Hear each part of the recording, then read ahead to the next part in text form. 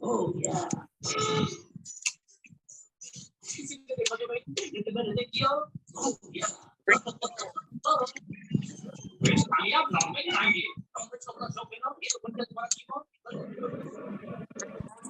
अभी तुम्हारा जूस निकालना हो ये तुम्हें दो घंटे सिगरेट का सामान को बढ़ती है पुलिस को इसको बुलाकर तो नहीं करती जज्बात में हमें थोड़ा बहुत हमारे कोई खाने के लिए छोड़ा hello guys enjoy the party सब बर्बाद करके खाए के गुटिया निकल गया हमारी तरह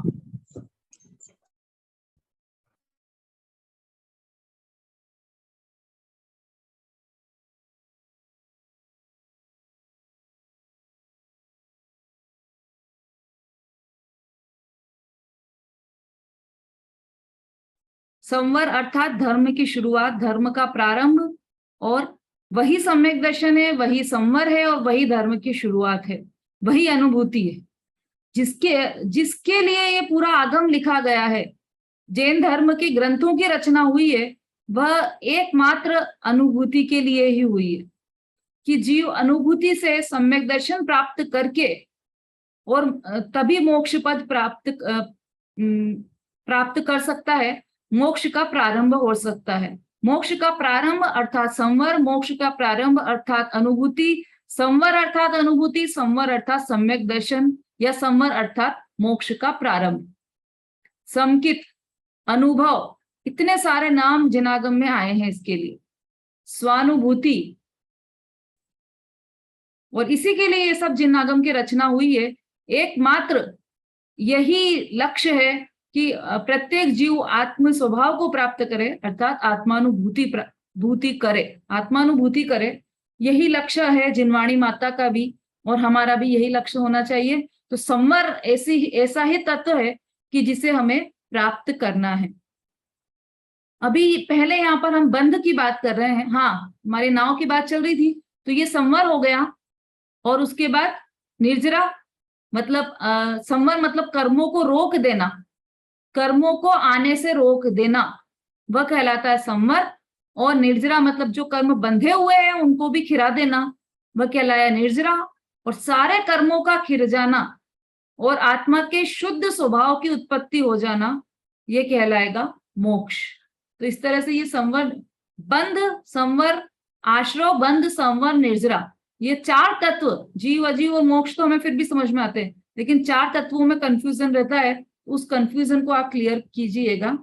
अभी यहाँ पर बंध तत्व की बात देखिए। शुभ अशुभ बंध के फल मजार, आत्मा के स्वरूप को भूलकर कर्म बंध के अच्छे फल में प्रेम करता है और कर्म बंध के बुरे फल से द्वेष करता है। अब फल लिया है यहाँ पर, कर्म बंध, देखो दो शब्द लिए हैं, बंध और फल दोनों लिया है। शुभ और अशुभ कर्म का बंध और शुभ और अशुभ कर्म का फल, दो शब्द लिए ना। तो ये दो शब्द क्यों आए हैं कि जैसे हमने शुभ अशुभ कर्म बांधा, कोई हमने किसी के प्रति मायाचारी का भाव रखा कि नहीं उसको नहीं बताते हैं, अपन उससे छुपा लेते हैं, ऐसा मायाचारी का भाव हमने रखा, वो उस भाव के कारण, उस परिणाम के कारण हमें कर्म बंधा। कौन सा कर्म बंधा, शुभ या अशुभ? उससे तो अशुभ कर्म ही बंधा ना मायाचारी के परिणाम से, तो अशुभ कर्म बंध गया। अब इस जन्म में नहीं तो अगले जन्म में या और किसी जन्म में वह हमें उदय में आया। उदय में कैसे आया कि हमारे साथ भी दगा हुआ, हमारे साथ भी चोरी हुई, किसी ने हमारा एटीएम कार्ड की कॉपी कर ली और हमारा सारा अकाउंट में से पैसा निकाल लिया। तो जो छल हमने किसी के साथ कई जन्मों पहले किया था, वही छल हमारे साथ भी हुआ। अब हमें तो पता नहीं कि पिछले जन्म में हमने क्या किया था, तो हम तो इसी जन्म का जितना जानते हैं कि हमने तो कुछ किया ही नहीं, किसी का कभी बुरा नहीं चाहा, हमने तो हमेशा अच्छा ही किया है, लेकिन फिर भी हमारे साथ ऐसा क्यों हो गया ऐसा। तो वो जो हमारे साथ हुआ, छल हुआ, उसके प्रति हमें द्वेष हुआ, उसमें अप्रीति हुई। अशुभ बंध के फल में द्वेष करता है कि कितना बुरा है वह चोर जिसने यह चोरी की है, ऐसा हमें उसके प्रति सहज ही द्वेष हो जाता है। या फिर हमें जो उदय आया है हमारे सामने, ये जो हमारे साथ छल कपट हुआ है, उस पूरे कार्य के लिए ही हमें द्वेष हो जाता है कि कैसा है ये इंडिया, यहाँ पर कोई इजीली कर लेता है, इस देश में तो रहने लायक ही नहीं है ये देश तो, और पता नहीं क्या क्या उससे अनंतानुबंधी कर्म बांध लेता है, अनंत को बांधता है, एक कार्य से अनंत कर्म को बांधता है। कैसे कि कार्य तो एक हुआ है, एक एटीएम में आपके साथ छल हुआ है और भले आपकी लापरवाही से हुआ है, लेकिन उसका दोष पहले तो उस एटीएम मशीन पे भी डालेगा, जिसने किया है उस पर भी डालेगा, उस परिवार पर डालेगा, समाज पर डालेगा, और धीरे धीरे पूरे देश पर पहुंच जाए और फिर पूरे विश्व पर पहुंच जाएगा। तो विश्व में कितने पदार्थ हैं, कितने पदार्थ हैं देश में, अनंत पदार्थ है। तो अनंत पदार्थों के प्रति द्वेष हो गया, एक कार्य से अनंत पदार्थों के प्रति द्वेष किया, वहीं पर अनंतानुबंधी कर्म का तीव्र बंध किया, और जब उसका उदय में आया तो उस जो उदय में आया है उसमें फिर इसमें रंजायमान हुआ और उसमें फिर द्वेष किया। तो फिर क्या हुआ, फिर कर्म बंध गए, फिर वो आगे आने वाले भवों में फिर उदय में आएगा, फिर उसके कर्म का जो उदय आएगा उसमें फिर वो द्वेष करेगा, ऐसे परिणाम करेगा, तो फिर कर्म को बांधेगा। तो ऐसे संतति अनादि से चली आ रही है, बंध के उदय में रति और अरति कर रहा है। तो ये तो हो गया अशुभ कर्म का बंध। ऐसे ही शुभ कर्म के बंध में रति की, प्रीति की है शुभ कर्म के बंध में, कि मेरा तो नियम है, मैं प्रतिदिन पूजा करने जाती हूँ, नियम से जाती हूँ, 7:30 बजे मैं पूजा करने पहुंच जाती हूँ नियम से। अब उसके उदय में क्या हुआ कि मुझे मेरे पुत्र का बहुत अच्छा जॉब लग गया, उसका तो 35 लाख का पैकेज मिला है। तो इसको क्या लगता है कि ये जो उदय आया है वह मेरे शुभ परिणामों से, देखो मैंने कैसा पुण्य बांधती हूँ, मैं विधान आदि कराती रहती हूँ, तो उसके उदय में यह मेरे पुण्य फला और ये पुण्य का फल आया है मुझे। उस पुण्य के फल में प्रीति की, जो उदय पुण्य का जो फल आया, बच्चे का पैकेज लग गया या कुछ भी हुआ हो, घर में कोई अच्छा कार्य हुआ हो, तो उस फल में प्रीति की, तो उससे क्या हुआ कि कर्म का बंधन हुआ। उस फल में प्रीति करने से कर्मों का बंध हुआ, तो दोनों में ही बंध हुआ। चाहे शुभ भाव में प्रीति करे, मतलब शुभ बंध के उदय में प्रीति करे, चाहे अशुभ बंध के उदय में प्रीति करे, दोनों में ही हुआ तो बंध ही, संवर तो नहीं हुआ, दोनों में बंध हुआ। अब इसने क्या किया, हमने क्या किया कि इस बंध में प्रीति करने को अच्छा मान लिया। शुभ अशुभ बंध के फल मझार, रति अरति करे निज पद विसार। अपने स्वभाव को भूलकर उसके फल में प्रेम करता है और द्वेष करता है। अच्छी सामग्री मिल गई, एयर कंडीशन लग गए घर में, हमारी ऐसी हमारा पुण्य का उदय आया कि खूब पैसा आया घर में और पूरा घर सेंट्रली एयर कंडीशनड हो गया। अब उसमें प्रीति करे, देखो मेरा कितना अच्छा हुआ, मेरा कितना अच्छा हुआ। उस फल में प्रीति की तो भी बंध किया कर्मों का, जो कर्म आश्रय भी हुआ और बंध भी हुआ, और उसके अशुभ के फल में प्रीति करी तब भी कर्म का बंध हुआ। तो और दोनों के बंध के उदय में प्रीति और अप्रीति की, उससे भी कर्म का बंध हुआ। तो ये बंध तत्व की भूल क्या है कि दोनों के फल के उदय में प्रीति और अप्रीति करना, ये बंध तत्व की भूल है। तो ये भूल है, तो वास्तविकता क्या है ना। देखो वास्तविकता इसमें तीसरी ढाल में दी है, क्या है बंध का स्वरूप, तीसरी ढाल में क्या दिया है, लाइनें क्या है वो,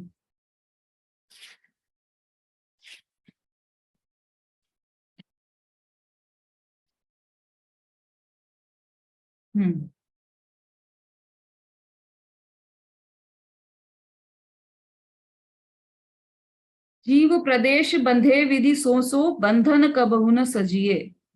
ये इसमें और भी कहीं पर आया ना,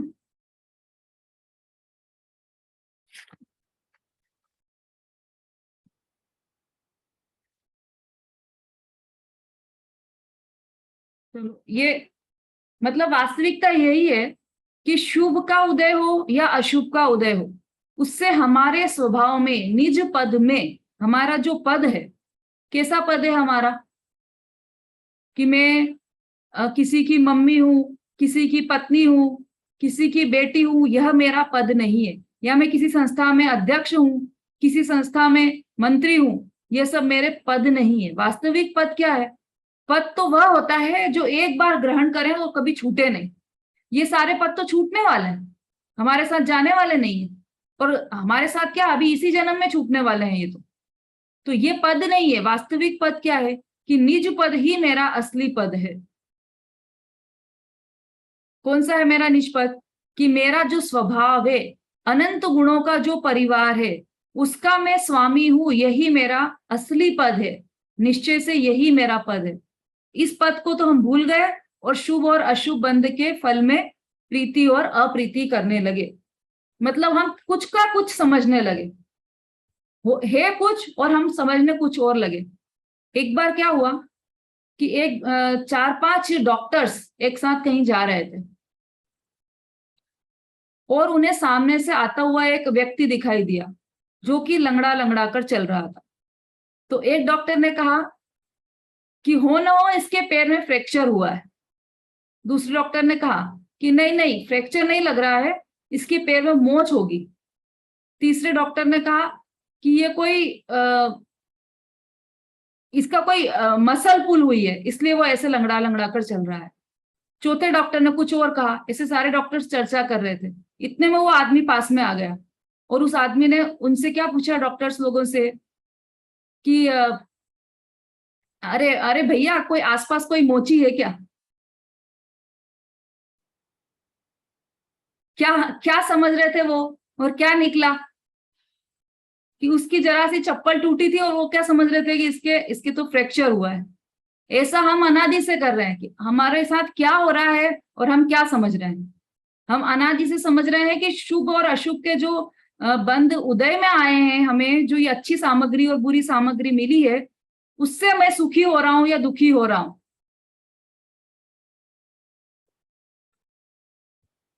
लेकिन वास्तविकता यह नहीं है, क्योंकि जो ज्ञानी जीव रहते हैं वह कैसा भी उदय हो सुखी रह लेते हैं, और अज्ञानी जीव हो वह कैसा भी उदय हो दुखी रह लेते हैं। है ना, ऐसा देखते हैं ना अपन। अज्ञानी जीव हो तो वह स्वर्ग में भी रहे तो भी दुखी ही रहेगा। उसे हमेशा लगता, अरे मेरी माला मुरझा गई, अब मेरा ये वैभव छूट जाएगा तो मेरा क्या होगा, मैं पता नहीं किस गति में जाऊंगा। ऐसे विचार कर करके दुखी होता रहता है। और जो ज्ञानी जीव रहता है वह नरक में भी रहता है तो सुखी ही रहता है। कौन है नरक में ज्ञानी जीव? किसी को है नॉलेज में? नरक में कोई ज्ञानी जीव है क्या? रूबी जी? राजा श्रेणी के। बहुत बढ़िया। और कौन है? निशा जी?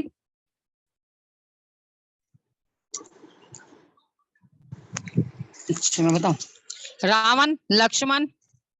बहुत बढ़िया, श्री कृष्ण। बिल्कुल सही, बहुत अच्छा। ये इतने सारे, ये सभी ज्ञानी जीव हैं और अभी वर्तमान में नरक में। तो उनको दुख हो, वो दुखी है कि सुखी है? कि वो वहां पर भी अतीन्द्रिय सुख का पान कर रहे हैं। क्यों? उनके साथ वो नहीं, क्या उनके लिए कोई अलग से रूम बनाया है क्या?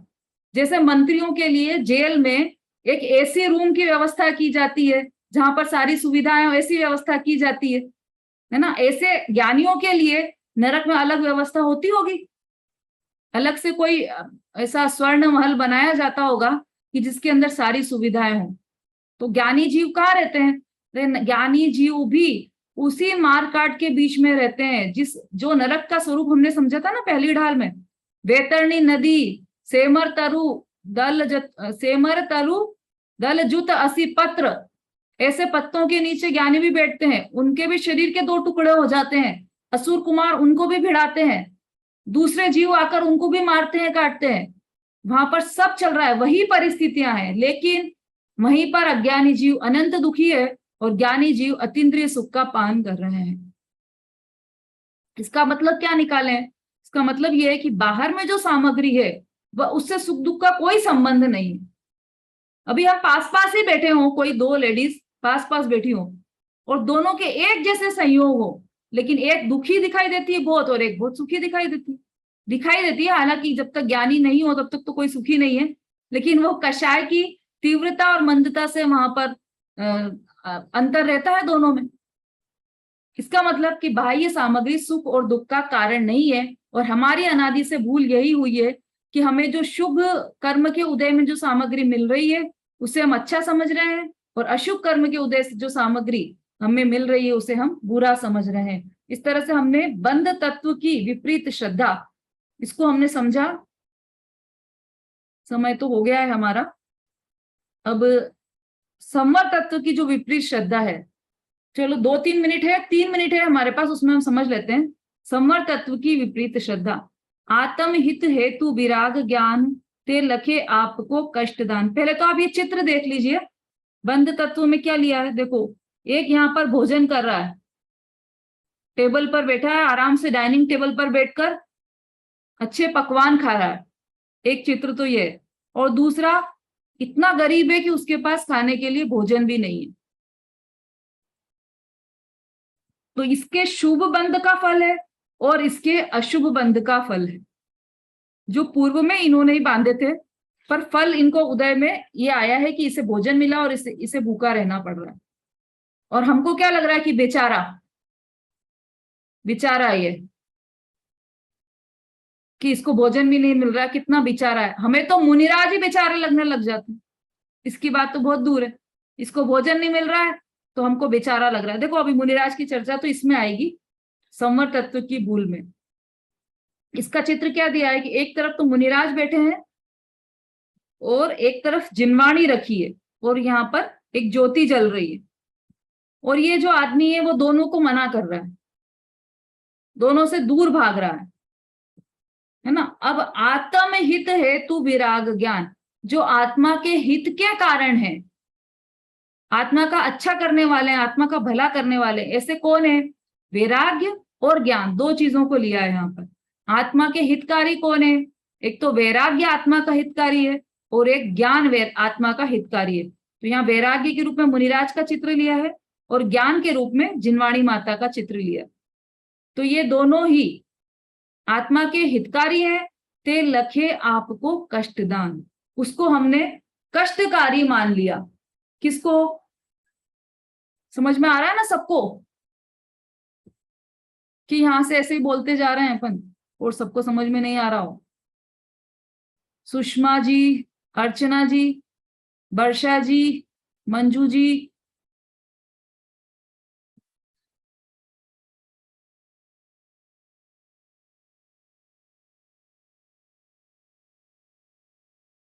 निशा जी, दो निशाएं हैं, पर ये जिनवाणी चल रही है यहाँ पर तो एक भी निशा नहीं रहेगी, उजाला हो जाएगा। निशा मतलब रात्रि, तो ये मोह की जो रात्रि है, मिथ्यात्व की रात्रि, उसको अपन यहाँ दूर भगाएंगे तो सवेरा होगा।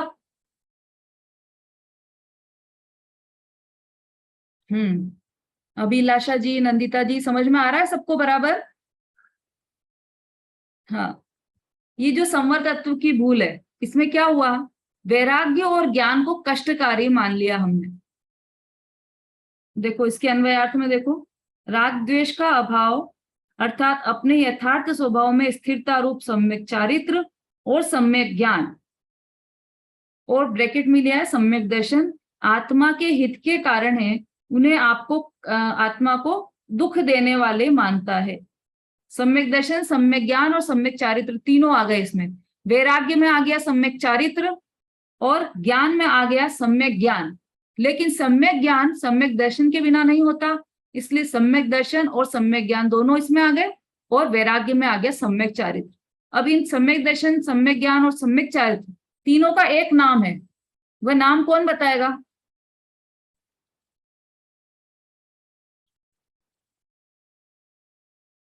हाँ, इंदिरा जी।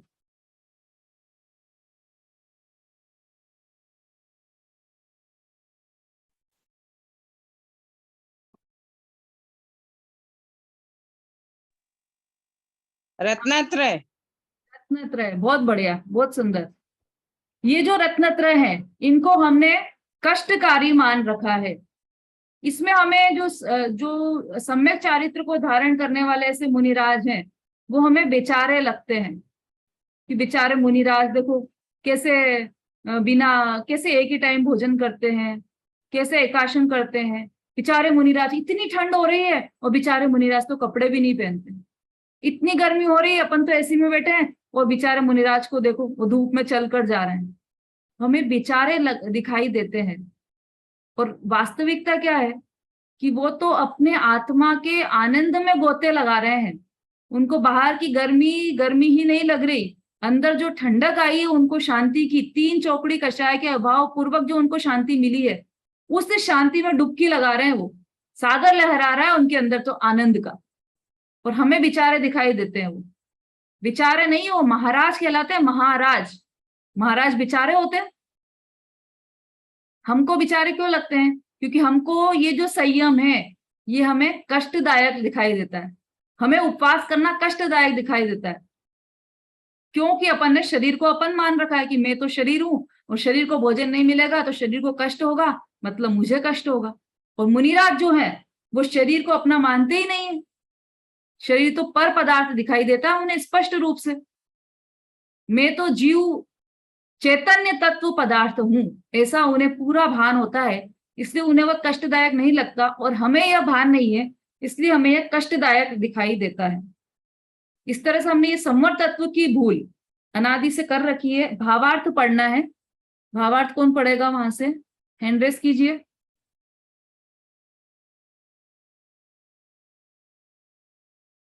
नंदिता जी।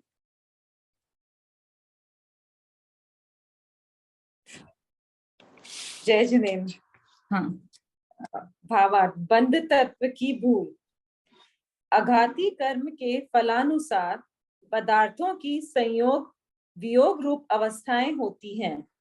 मिथ्या दृष्टि जीव उन्हें अनुकूल प्रतिकूल मानकर उनसे मैं सुखी दुखी हूं ऐसी कल्पना द्वारा राग द्वेष आकुलता करता है। धन योग स्त्री पुत्र आदि का संयोग होने से रति करता है। रोग निंदा निर्धनता पत्र वियोग आदि होने से पुत्र लिखा है। पुत्र वियोग आदि होने से अरिति करता है। पुण्य पाप दोनों बंधन करता है, किंतु ऐसा न मानकर पुण्य को हितकारी मानता है। तत्व दृष्टि से तो पुण्य पाप दोनों अहितकर ही हैं, परंतु अज्ञानी ऐसा निर्धार रूप नहीं मानता। वह बंध तत्व की विपरीत श्रद्धा है। संवर तत्व भी पढ़ना है। हाँ। संवर तत्व की भूल। निश्चय सम्यक दर्शन ज्ञान चारित्र ही जीव को हितकारी है। स्वरूप से स्थिरता द्वारा राग का जितना अभाव वह वैराग्य है और वह सुख के कारण रूप है। तथापि अज्ञानी जीव उसे कष्टदाता मानता है। यह संवर तत्व की विपरीत श्रद्धा है। बहुत बढ़िया, बहुत क्लियर पढ़ा है आपने, बहुत अच्छा। बंध और संवर तत्व की विपरीत श्रद्धा यहाँ पर भावार्थ में शॉर्ट में दी है। क्या दिया है? अघाती कर्म के फलानुसार पदार्थों की संयोग वियोग रूप अवस्थाएं होती है। अब अघाती कर्म क्या आ गई है? नया शब्द कैसे आ गया? कि जो 8 कर्म होते हैं ना, जो हमें अनादि से बंध रहे हैं, ज्ञानावर्णी, दर्शनावर्णी, मोहनी, अंतराय, आयु, नाम, गोत्र और वेदनी, ये 8 कर्म होते हैं। उसमें से 4 घाती होते हैं और 4 अघाती होते हैं। तो ये जो बाहर में हमें संयोग मिलता है ना, वो सब अघाती कर्मों के कारण होता है। अच्छी चीज मिलना या बुरी चीज मिलना, ये सब अघाती कर्मों का कार्य है। मतलब चीज मतलब संयोग, मतलब पुत्र स्त्री, देखो इसी में आएगा आगे। और धन स्त्री पुत्र ये सब अच्छे मिल जाए, ये भी अघाती कर्म का कार्य है। और बुरे मिलना, ये भी अघाती कर्म का कार्य है ना। तो इनके कारण संयोग वियोग रूप अवस्थाएं होती है। मिथ्या दृष्टि जीव उन्हें अनुकूल प्रतिकूल मानकर उनसे मैं सुखी दुखी हूं ऐसी कल्पना द्वारा राग द्वेष आकुलता करता है। कल्पना है, वास्तविकता नहीं है। सुखी भी नहीं होता और दुखी भी नहीं होता, पर कल्पना करके, जैसे सपने में किसी को सपना आए कि मुझे कोई उठा के ले जा रहा है और गड्ढे में फेंक रहा है।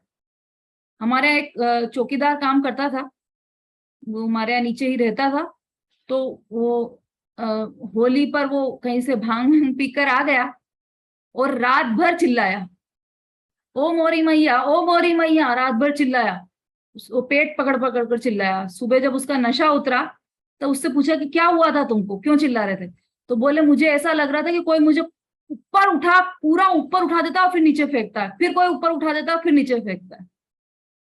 अब वास्तव में क्या हुआ, क्या ऐसा कि उसमें से किसी ने उसको हिलाया भी नहीं है, उठाकर फेंकने की तो बहुत दूर की बात है, हिलाया भी नहीं है, और उसने बिल्कुल विपरीत मान लिया कि कोई मुझे उठा उठा कर फेंक रहा है। ये सब कल्पना में हुआ उसके। ये इसी की बात कर रहे हैं यहाँ पर कि मिथ्या दृष्टि जीव ऐसी कल्पना कर रहा है कि मैं सुखी हो गया। रसगुल्ला खा लिया तो उसे ऐसा लगता है कि मैं सुखी हो गया, और किसी दिन भोजन नहीं किया तो उसे लगता है कि मैं दुखी हूं, आज तो मैंने बहुत परेशान हो गया। सब कल्पना का खेल है। और क्या करता है उन कल्पना में, अच्छा और बुरा, अच्छा की भी कल्पना है, खाली खाली बुरे की कल्पना नहीं करता है, अच्छे की भी कल्पना करता है। धन, योग्य स्त्री, पुत्रादिक का संयोग होने से रति करता है। अच्छी स्त्री मिल गई, अच्छा पुत्र मिल गया तो उसमें बहुत प्रेम करता है। और रोग, निंदा, निर्धनता, किसी ने बुराई कर दी और गरीब हो गया या पैसे कम हो गए अपने पास, या फिर पुत्र आदि का मरण हो गया, वियोग हो गया, तो उसमें दुखी होता है, द्वेष करता है। द्वेष करता है मतलब दुखी होता है। पुण्य पाप दोनों बंधन करता है, किंतु ऐसा न मानकर पुण्य को हितकारी मानता है। ये सब समझ चुके हैं अपन। तत्व दृष्टि से तो पुण्य पाप दोनों अहितकर ही है, दोनों ही दुख के देने वाले हैं, परंतु ऐसा निर्धार रूप नहीं मानता, ऐसा निर्णय नहीं करता कि पुण्य और पाप दोनों ही अहितकारी हैं। यह बंध तत्व की विपरीत श्रद्धा है। दोनों के बंध के उदय में अच्छा और बुरा मानता है। ऐसा निर्णय नहीं करते हम कि ये दोनों ही अहितकारी है, मतलब दुख देने वाले ही हैं। समर तत्व की भूल क्या है? निश्चय, सम्यक दर्शन, ज्ञान, चारित्र ही जीव को हितकारी है, एकमात्र यही हितकारी है। तीनों लोकों में इसके अलावा कोई दूसरा रास्ता नहीं है कि जिससे हम मोक्ष को प्राप्त कर लें या जिससे हम सुखी हो जाएं। तीन लोक, तीन काल पलट जाएं तब भी ये मोक्ष का मार्ग बदलने वाला नहीं है। सुखी होने का मार्ग यही रहेगा कि अगर आपको सुखी होना है तो रत्नत्रय धारण करना पड़ेगा, मतलब सम्यक दर्शन, सम्यक ज्ञान और सम्यक चरित्र को धारण करना पड़ेगा। तो हमने क्या माना है कि स्वरूप स्थिरता के द्वारा राग का जितना अभाव है वह पहले तो ये वैराग्य, क्या वैराग्य और ज्ञान, इन दोनों को हमने दुख रूप माना है। तो वैराग्य क्या है कि स्वरूप में स्थिरता द्वारा राग का जितना अभाव है वह वैराग्य है। वैराग्य तथाकथित वैराग्य नहीं है जिसको कि हम ऐसा मान लेते हैं। आज टाइम तो बहुत हो गया है, चलो ये शॉर्ट में थोड़ा सा और ले लेंगे कल, अन्वयार्थ का, भावार्थ का, और फिर निर्जरा और मोक्ष तत्व की विपरीत श्रद्धा कर लेंगे अपन। अभी समय हो गया है तो जिनवाणी स्तुति भी अपन नहीं लेते हैं अभी। कल आप लोग भजन तैयार करके आइएगा, तो आप भजन बोलिएगा, कोई भी एक स्ट्रेंजा का भजन आपको गाना है। चलिए। जहाँ वाणी के ज्ञान से सूझे लो कालो, सो वाणी मस्तक नमो सदा देत हूँ। बोलिए जिनवाणी माता की जय।